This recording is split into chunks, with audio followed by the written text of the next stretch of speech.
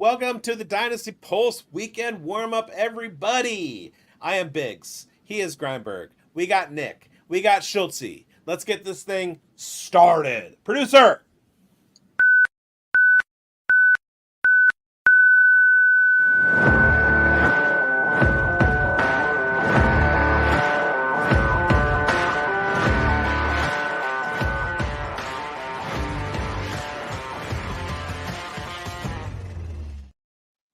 Welcome to the Dynasty Pulse weekend warm-up, everybody. Let me take you on a trip down memory lane. Somewhere about a year ago, maybe 13 months, a little bit more than a year ago. No, it was this week actually. It was this This week. week. Yeah. Grindberg and I were writing for a website, and we kind of hooked up, planning to do a podcast together. I had him on my personal podcast, and then we started doing a podcast for the channel of the platform that we were writing for. And one of the facilitators of that podcast was a man by the name of Nick Young, and so he kind of helped facilitate the partnership between Bigz and Grindberg. And then somewhere along the way, as Mike and I were off on doing our gallivanting around the fantasy football industry, in the space, we were like, you know what? It sucks to have to push buttons while we're trying to read content and do show sheets and all that stuff while we're recording or streaming. So let's get somebody in, and he can do that. And I put out the bat signal, and Schultzy got back to me. And so, as you probably know, being regular viewers, Schultzy's been with us ever since. So now we said, hey, Nick, why don't you get back into the fold? We're doing a bunch of things. We like you. Hey, come hang out with us. We're pretty cool. And so now it's a gang of four. And while we were doing that show over on that other channel, Mike and my show was called The Weekend Warm Up, where every week we would get together and we would do starts and we would do sits and we would talk about streams on defense and tight end and stuff. And so that's what we're resurrecting for the Dynasty Pulse. It's the weekend warm up Redux. It's back. It's on a different channel, and we're here with it. So we're going to be doing this every week. With that, let's get to Grindberg and the news. Yeah, well, let's welcome everybody in. Thanks, Schultzy. Thanks, Nick. Do you guys want to tell everybody where you can find yourselves and all your work? Nick, we'll start with you. Yeah, so I'm currently running all of the YouTube content over at dynastyprosfootball.com. You can find our YouTube at Dynasty Pros Football. Make sure to hit the like and subscribe on all our stuff. And just thanks for having me on, guys. And Schultzy, we know where to find you, but let's get everybody to give you an indicator on like some of the other stuff you're doing outside of producing our stuff. Oh boy, well get me on Jags Uncovered on the Undroppables Network Tuesday nights at 9. I want to do some live streaming talking Jags. Fantasy Sports Advice Network stuff with you guys. I do a little player profile or news desk stuff occasionally. I'm all over the place now. Yeah, man, and you've been an integral part of us. So this is the new, foursome that's going to be headed up for, moving forward. So we love to have everybody, join, and let's keep up the good work. So let's get into the Green Bay Packers and Jordan Love's situation. He talked about his MCL injury. He's missing some time now, and it was really interesting to see how this Green Bay Packer offense actually operated on a dynasty perspective. When you think about with Jordan Love now in the offense, a year removed from his great season, and that offense looked pretty good against the Eagles when Jordan Love was operating that. Jaden Reed, in particularly, he looked amazing. And now, what were thoughts on that offense moving forward? There's a 2 to 4 game stretch here that they look like they might be struggling. Nick, what are your first thoughts on that? What do you think about the Green Bay Packers, offense in general and as a dynasty perspective? Now that we think about, how Christian Watson and Jaden Reed both fit in together in that offense after that. So naturally, all the wide receivers are going to take a hit with them starting Malik Willis. He did nothing to excite us in Tennessee. In the words of Bigz, when we were talking a little bit ago, they'll see a quarter of Malik Willis and force Jordan Love back into the fold. I would be sitting all of the Packers wide receivers this week, as I don't expect them to do anything. So that's where I stand with this situation. Yeah, but as a dynasty looking forward, did you see some, some really good things out of Jaden Reed? In that game, he had to hit a monster game, and it looks like he could be the real deal moving forward. Jaden Reed is honestly my favorite receiver on the Packers. Come at me, Christian Watson haters, Romeo Dobbs, all of that stuff. Come at me. Jaden Reed is going to more than likely end up being the WR1 in the Packers. If not this season, then next season. Because Christian Watson just has not performed to his first-round potential. I agree, and I think given his upside for doing things other than receiving the football, the way they run him in end arounds and give him the ball out of the backfield, I would hesitate to sit him on a week-to-week perspective, even if Jordan Love isn't in the game. I think he's still going to be able to do things. Just Malik Willis just cracks me up. It's an interesting situation there moving forward. And, we talked about it a little bit, the impact of Jordan Love in the future, that he signed that huge contract with the Packers. I'm looking forward to them in the future. It just sucks for this season because that those 2 games or 3 games that they could potentially miss could be a really big hinder, especially in a division that, there's some competition now when you think about it. The Vikings looked a lot better out of the gate. The Bears came out with a gutsy win, and the Lions also looked really good on their first week, winning in overtime there. So a lot to be optimistic about that NFC North, and the Packers now are the last place in that division. So interesting situation. Sucks for fantasy managers having to deal with that situation, but long term, I'm really optimistic about that. Now, the CMC situation is something that we got to keep an eye on. There is speculation that he might play this week. I doubt that. But, when we look about that San Francisco 49ers backfield, Jordan Mason looked really, really good this week. He got the lion's share of the touches, without anybody really getting any competition in that backfield, Biggs. What do you think is going to be the situation moving forward? Is Jordan Mason just the clear handcuff? And what happens there when Isaac Guerrero becomes a little bit more of a situation in there? Are you buying into the Guerrero hype, or do you think it's going to be something that is more of a Jordan Mason backfield moving forward? I mean, Isaac Guerrero was a workout warrior. He was inefficient at Louisville, but came out to the combine and absolutely wowed everybody. They had those big like wolf eyes. Woo! It's CMC, y'all. Maybe this is last year. Whatever. We don't know. But you have to act as if going forward this is just a temporary setback. Jordan Mason is flat out the handcuff, not the replacement. Isaac Guerrero is still fixed as the RB3 in that situation. So yeah, I don't think what happens is we tend to wind up getting caught up in the fantasy space narrative and everybody talking about the RB1 in everybody's drafts this year. Maybe not in maybe RB3 or 4 in Dynasty in startups. But we tend to overemphasize certain storylines, and I think CMC is one of them. If this happened in week 12 and everybody knew that CMC was dealing with a little bit of Achilles tendonitis, nobody would be calling for his replacement. Nobody would be calling for, like devaluing him or whatever. It would just be like a little bang up. It happens to be at the beginning of the year.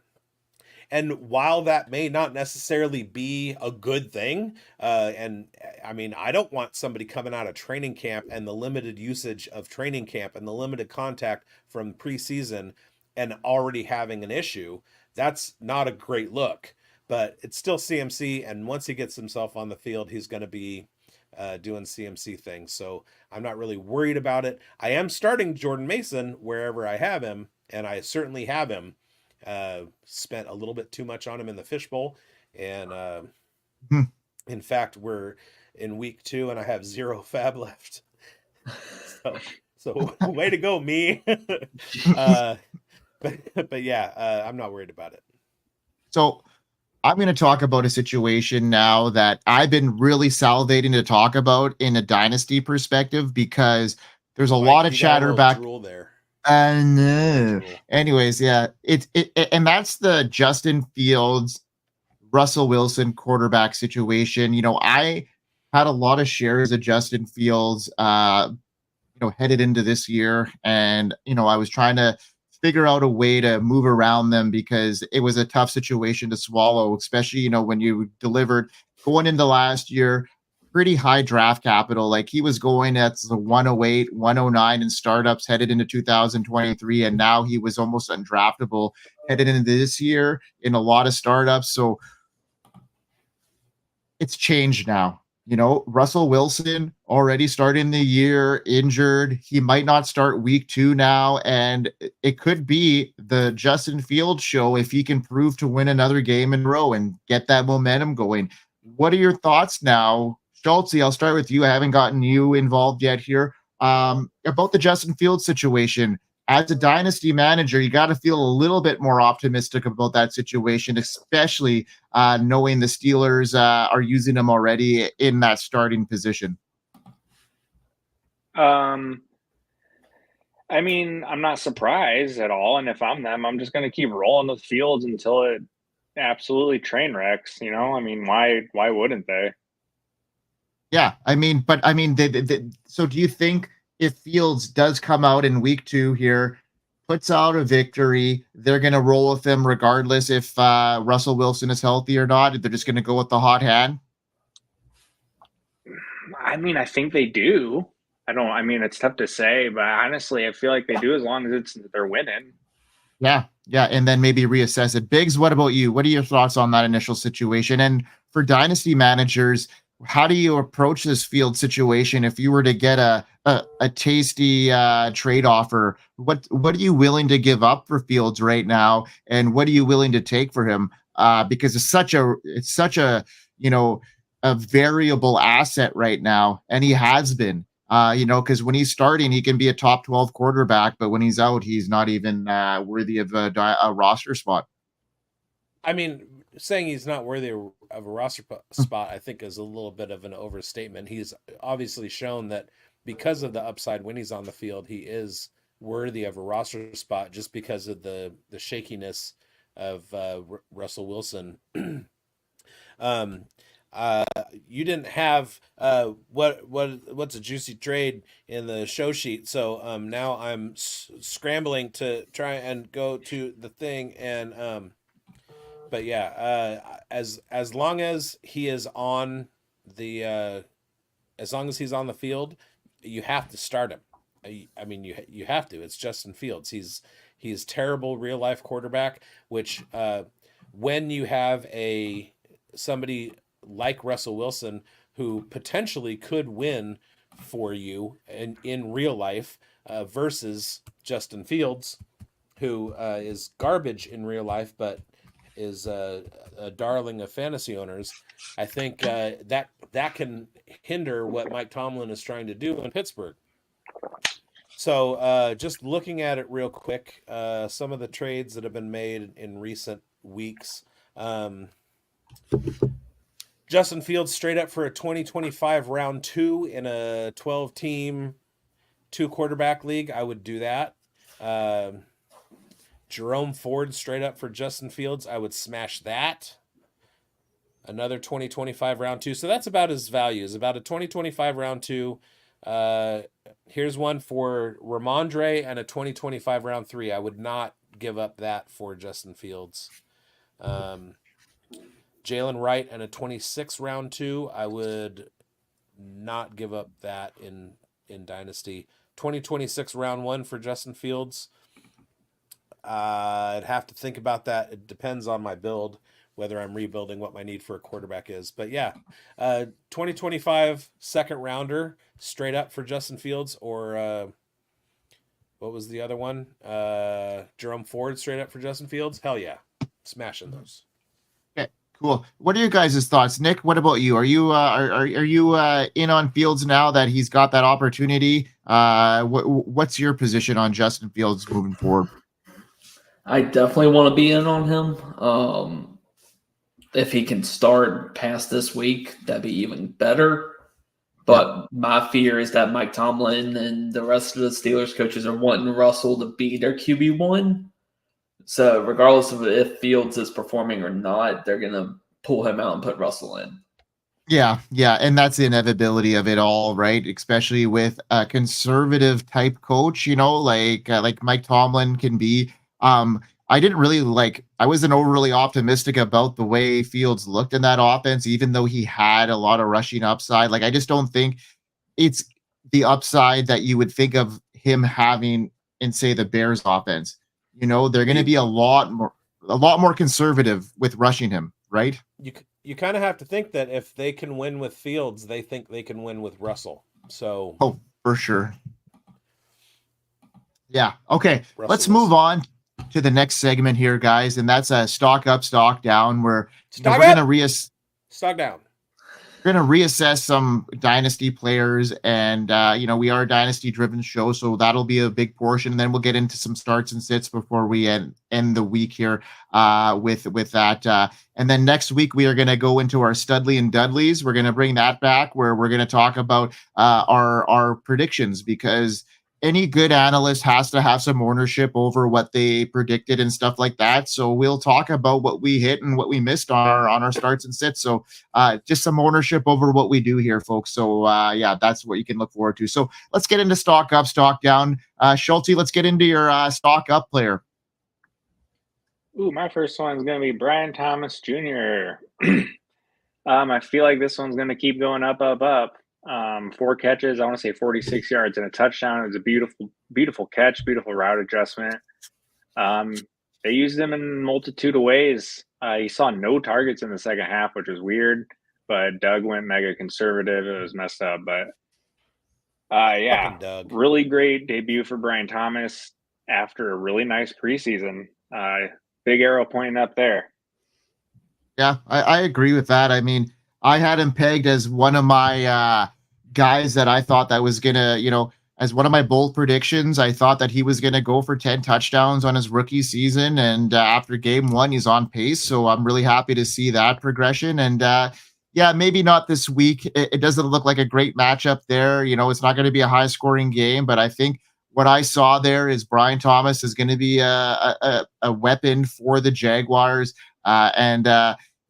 Still hold strong on your Evan Ingram shares. I still think his 20% target share was very good last week, and I just think it was an anomaly on the way that the Jags played that second half, and I really hope that's not something that the future holds for them, because that was some shit football I saw there in the second half of that game, because they had that game intact, I swear, in the first half, right, Schultzy?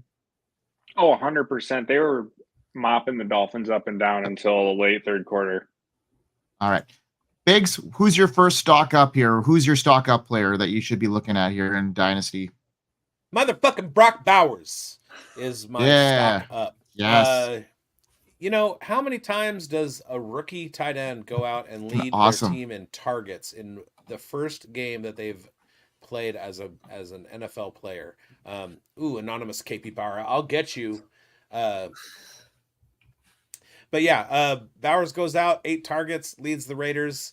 It's obvious that, while Devontae Adams should be doing that, Gardner Minshew was struggling with that. Brock Bowers is firmly entrenched in the Raiders' offense moving forward, as we kind of figured Luke Getsy was going to try and do. He made Cole Kmet a top 10 tight end last year, and Brock Bowers fits the profile of somebody who's going to go out and do Darren Waller type things in that silver and black jersey. So Brock Bowers, his stock was already pretty high. I think everybody kind of foresaw his potential coming out, but especially when you contrast it with like Marvin Harrison Jr.'s first game and Malik Neighbors' first game and stuff like that, you got Brock Bowers coming out with 8 targets.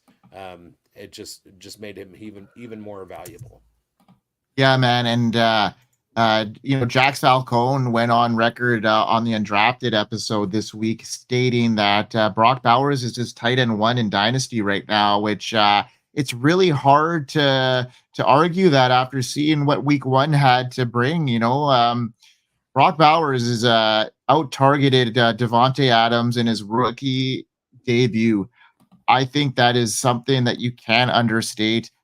They clearly have him working all over the field, and I just think that he's going to be the focal point of that Raiders offense moving forward, even with Devontae Adams there. And once he leaves, fuck man, that offense is going to be revolving around Brock Bowers, and he's, hey, that opened my eyes today. I'm all in on him now moving forward, man. Like, great call there, Bigz. Brock Bowers, tight end 1 in Dynasty.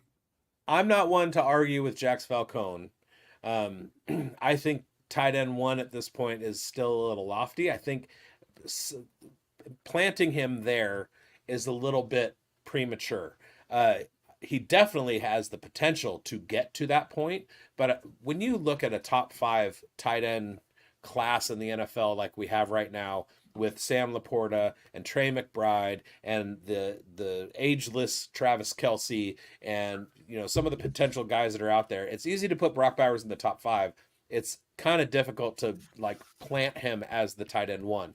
However, the one thing that I will also add to this is that even though he did lead the Raiders in targets, he also was not used because of the game script in 2 out of the 3 facets of his game that he's valuable for the Raiders in. He wasn't running the ball, and he didn't do a lot in the dump off game or anything like that. He was mostly down the field. So that's still parts of his game that were opened up in the preseason that the Raiders offense didn't even get to against the Chargers. So it's more to the moon for Brock Bowers.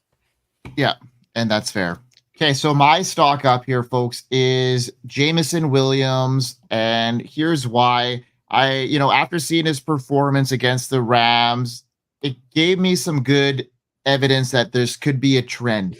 Williams showcased his explosive potential by outproducing all other Lions players. He caught 5 passes, 121 yards, a 52-yard touchdown. His standout performance marked by burning 2 all-time pro for Darius White and, delivering multiple high-level real plays. I liked his output. I think that, he's showcasing his probable potential. He was an elite prospect heading into the draft where, the Lions moved up to grab him and they held on. They held on through all of his tumultuous start to his career. Looking ahead, it may be unrealistic to expect Williams to replicate his explosive performance every week, but his role in the Lions offense is expected to grow. The competition for targets from Amon-Ra St. Brown, Sam Laporta, Jahmyr Gibbs will eventually affect Williams' weekly output, but his role in that offense now as their wide receiver 2 is kind of set in stone, and I see him as a valuable asset and somebody with the pedigree, the draft capital. You can't understate that. And in a Ben Johnson strategic acumen, I just think that this is a really, really good situation for him moving forward. And I was really high on Amon-Ra St. Brown headed into this season. I still am, but I think this actually hinders his long-term outlook after seeing what I saw with Jameson Williams. And I was a little bit wrong there. And hopefully Amon-Ra can come back and still produce the way he has. But it looks like Jameson Williams is emerging there, and he's got my stock up for this week. Third-year breakout. Yeah.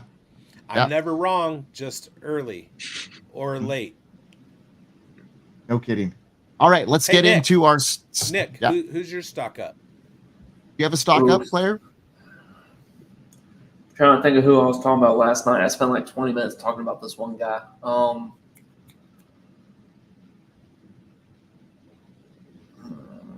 I can't think of it now.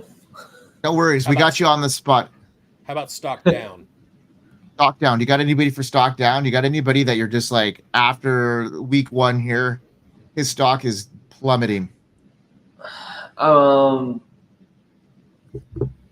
I noticed that Mike didn't ask me mine. Oh, so Bryce Young. There you go, Bigz. That's a good one to talk about, because he had a lot of hype headed into this offseason. All 3 of us were actually in on Panthers, and it's looking pretty glim right now, and maybe it's some adjustment. Glim. I'm still not. There you go, Schultzy. That's number one. I make up words on every show, and they tend to do a count, so there should be a bell every time. Schultzy, mark that on your things to do this week. Get some sort of alert. Effects. Yeah, get an alert for every time I make up a word. But I mean, There you go. I'm not going to give up on this situation. Dave Canales has been the quarterback whisperer for a number of years now. You know, the Geno Smith era, the Baker Mayfield. Both those guys are still doing well in their new roles. So maybe it's the quarterback that has a little bit to do with it too. But yeah, Also, I mean, people Bryce, are sleeping on the Saints defense. So yeah, and that's fair. The Saints look great, but I mean, Bryce Young definitely didn't. So Nick, I'm in on that one with you after the hype up, but we'll see what happens after not playing the Saints. What else you got to add to that? I was going to say the Panthers as a whole cannot grow as a team. Like, this is coming from somebody who lives in South Carolina. The Panthers will not grow as an organization and become super competitive until you get rid of Tepper. Just plain and simple. I agree. I agree. Yeah. The fact that they have UC Davis legend Ejiro Evero as their defensive coordinator, and they can't do anything. Like, they're just squandering him, and he's going to be a head coach somewhere and win. And you can get tickets to this weekend's game for $10 a piece. I should do that. Schultzy. I'm more like an hour and a half away. There you go. Yeah, That's let's closer get on than it. me to the 49ers. All right, Schultzy, get into your stock down. Okay, stock down for me is Joe Burrow. What? Dang. Shut up over there. In what world? In the world, the universe we live in, I watched football on Sunday, Fair. September 9th, 8th, whatever it was. Whatever day of September it was, I watched football, and I watched Joe Burrow look like shit. I mean, that wrist injury is a real concern. You saw him on the sideline, like he kept doing like little, like, you know, grabbing his wrists and stretching it out and like doing weird things. And then it just didn't. I mean, then the eye test looked bad. This was the talk all off season, and training camp was that this wrist injury is for real. This thing lingers, and it's going to be a real bitch to deal with. And it's week 1, and we already saw it. I don't want anything to do with Joe Burrow. Yeah. Same. Okay. Yeah, me neither. Yeah, that wrist really is a hinder to his performance and everybody around him. So, Bigz, what do you got for stock down? His prospects are glim. My stock down is Caleb Williams. QB1 coming out, and as of week 1, everybody, the large sample size of one game, looks like Jaden Daniels was the pick. So some of us were right about Caleb Williams, especially those of us who faded him, said he's going to need some time before he gets his feet under him. And he looked the part last week. And I think, especially considering the fact that Odunze and Keenan Allen are a little bit banged up right now, it might take Caleb a little bit more time. He's got some learning to do, and that's not a surprise to some people. But he certainly doesn't look like QB1 as of now. Yeah, fair enough. And then my stock down should come as no surprise to anybody, and his stock was on the rise this offseason. And if you were advantageous to sell Deshaun Watson this offseason at a high price, you were a sharp, but his decline and recent developments surrounding him underscore why we should consider moving on from him despite not being placed on the commissioner's exempt list. Watson's performance on the field and the ongoing legal issues have painted a troubling picture for him and his future. His lackluster performance the season opener against the Cowboys just further cemented his like inability to play football really at this stage of a career. He was saying that he's still a top 5 quarterback, and that's pretty funny. If you ask me, he looked lost on the field, and plus these legal allegations are just plummeting his value. I'm honestly picking up guys like Jameson Williams everywhere I can, because I see an inevitability there that if the Browns can actually swallow some of their pride and see that, a guy like Jameson Williams could actually come in and lead that team and the guys could be around him, I see Deshaun Watson as a huge fade, and he's my biggest stock down here after week 1 in the NFL slate here. Yep. Yeah. So, yeah, I mean, there's a lot of happening here. Let's get into our starts and sits for the week there, guys. Schultzy, who's your number 1 start of the week? Okay, I'm going to J.K. Dobbins. Just had a beautiful, week 1 here debut against the Raiders. Really blew that game open in the second half. And he gets the Carolina Panthers this week, who the Raiders just ran, the Saints just ran all over. I think with the performance there in week 1, Dobbins at least cements himself as the dude for the immediate future. So I'm going to cash in on that right now. Yeah, man. I like that call. I had him as the start of the week myself here. And Bigz, who do you got as your number 1 start for the week? My first start is Schultzy's mom. No, Son of sorry. a bitch. He's paying rent and taking names. My first start is Greg Dortch. Human Dortch. So Arizona Cardinals this week are going up against the LA Rams, who give up 20 yards per game average, or 20 yards per game in the receiving game over average. And I dropped my notes. Let me get back to that real quick. And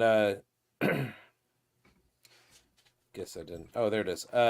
And they also give up 23 points per game to the slot, and that's where Greg Dortch is cooking. And he had a good game last week. I am wheels up on Greg Dortch this week. Yeah, I like that call too. I like Greg Dortch. He was kind of like that Wan'Dale Robinson role last week for Daniel Jones. Kyler Murray really relied on Greg Dortch. He didn't really have that connection with Marvin Harrison Jr. to start the year. So Greg Dortch in the slot, I think, is going to be the play. And until they can develop that chemistry, and that Marvin Harrison Jr. can prove that he can win downfield and separate on a weekly basis, on a play-by-play basis, he won't be targeted as much. So he's got to win those downfield battles there. So my first start here, or my start of the week here, is going to be Chris Godwin in a game against the Lions.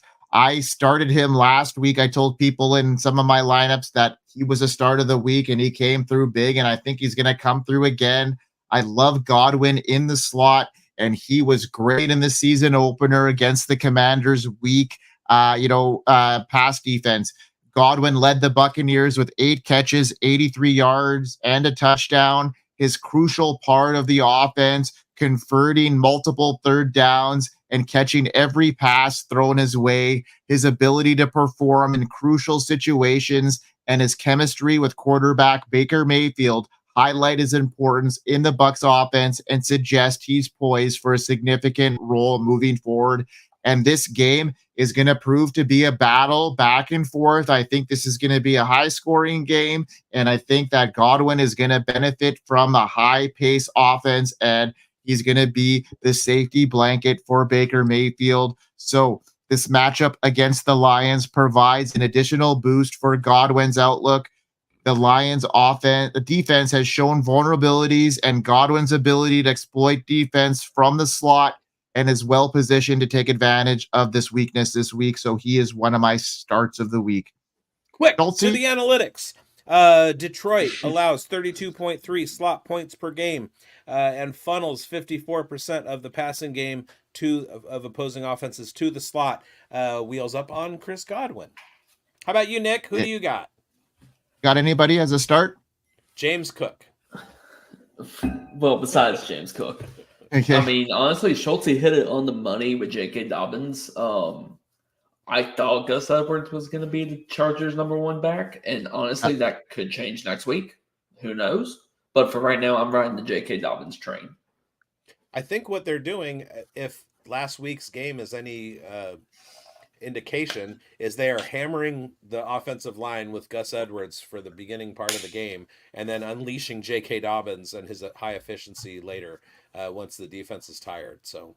And that's the thing is, like, J.K. Dobbins in college, the whole reason he was drafted where he was drafted was because he can break the long runs. He's not the bulldozer that Gus Edwards is. He's shifty. Yeah.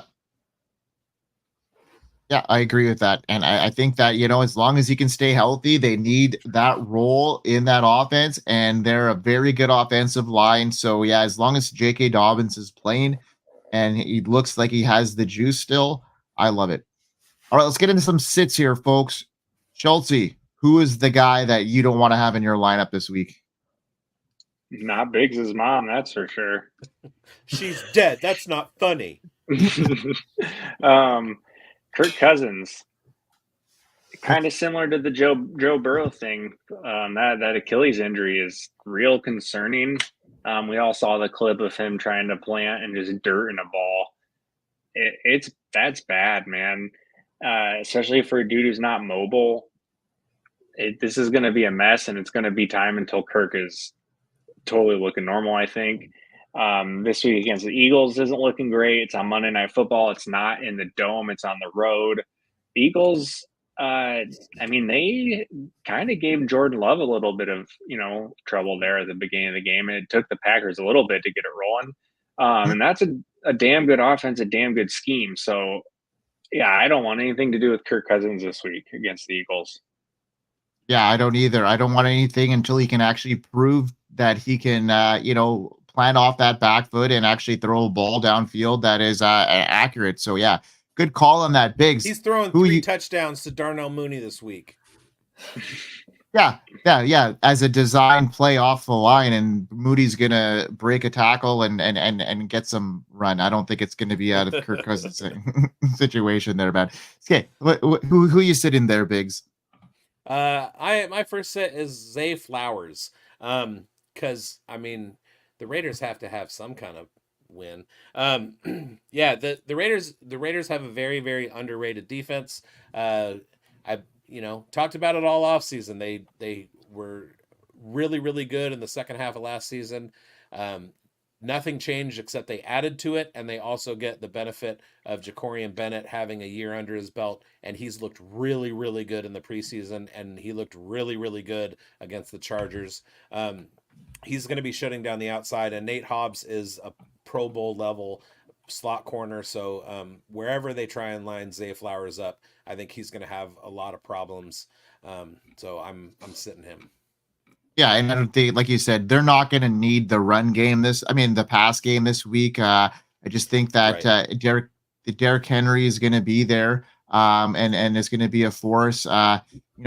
I'm really hoping that the Raiders can bounce back after last week. I just thought that they, you don't think so. You're just no. Okay, well, hopefully 0-17 is totally realistic at this point. we're gonna skip the Raiders now.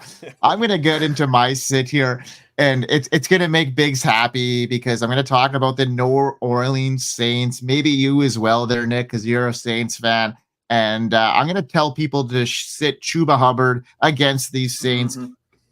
Biggs talked about them being a pretty stout defense, and yes, they are. They make this a very risky proposition. First, Hubbard's performance last week was bad, and now he's gonna be playing this team that is just like, So didn't they play the Saints last week? I'm way off on this, but hold on here. Yeah, they're playing the Chargers. They're playing the Chargers this week. Shut down Zamir White and Alexander Madison. Yeah, exactly. So I'm still on target, but I'm just saying that Hubbard has had some challenges last week, and he's going to have him again this week. They haven't shown any signs of progression yet. We talked about Bryce Young earlier in this segment, and he's struggling, and I don't think he's going to progress until they see a guy that can be explosive out of the backfield, like, Jonathan Brooks, who they brought in. And he's still, dealing with that ACL injury. So with the Panthers rookie sideline until at least week 4, Hubbard will be the primary back, but his production is not guaranteed. And he's playing that Chargers defense that's going to be stout. So I'm just going to skip him this week, and I'm going to look for other guys, especially in that range of running backs. We just love fluffing the Saints on this show. Yes, we do love fluffing the Saints. It just we're trying to fluff up Nick here to get him, back part of the team, and it's as welcoming. I've been talking about the Saints for 6 fucking months. Clint Kubiak, Derek Carr, Rashid Shaheed, Chris Olave, Alvin Kamara, a beefed up offensive line, improvements to the defense, my NFC South favorite to win the division. Yeah, I you agree. just made me think of my stock up. It's Rashid Shaheed. there it is. There it is. Third-year breakout. Third-year breakout. Look great. He's like Big said, this Saints offense is underrated. The defense is underrated. This team could actually come out of this, and be a formidable force in that division. Like I could see that team easily winning that division this year. Maybe not easily. The Bucks look really good as well, so I think it's going to be a very good battle. Where a lot of people thought that the Falcons were going to come out, and I originally thought that too, but now it's looking like the Saints team is for real with the tight end stepping up. They're able to block. They're able to create some mismatches in any part of the field. Just look at what they did with Foster Moreau last week. They made him relevant. That connection with Derek Carr can't be understated. It's going to create a lot of mismatches there. So, Biggs called Derek Carr as a top 12 quarterback this year, and that is not outside of the realm of possibilities now, and that's a really bold call, and it looks like that could happen, and good on you, Biggs. All they have to do is keep him on his feet, and he's fine. He was hurt more last year than he was in his entire career, and they made the changes necessary. They let Andrews Pete bring his swinging screen door pass protection to us. So thanks for that, guys. But yeah, Trevor Penning looks like he's actually like made the step.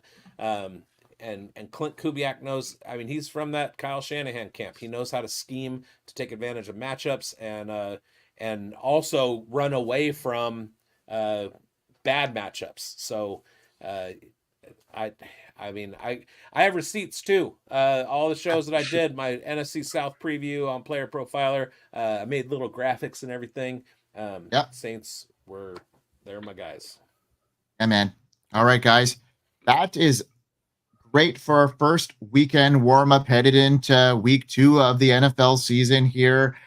We had a couple great, insights there, some good stock up, stock down conversation. Next week, we're going to talk about Studley and Dudley calls, and we'll have everybody back here. So you're going to be able to find this show on the Fantasy Football Plus network, but also it's going to be streaming on the Undroppables network this weekend as well. So both platforms are going to have the show on it. So appreciate both platforms for the support.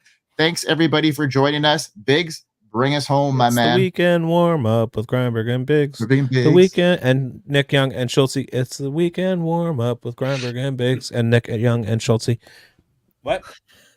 Yeah. That was awesome, man.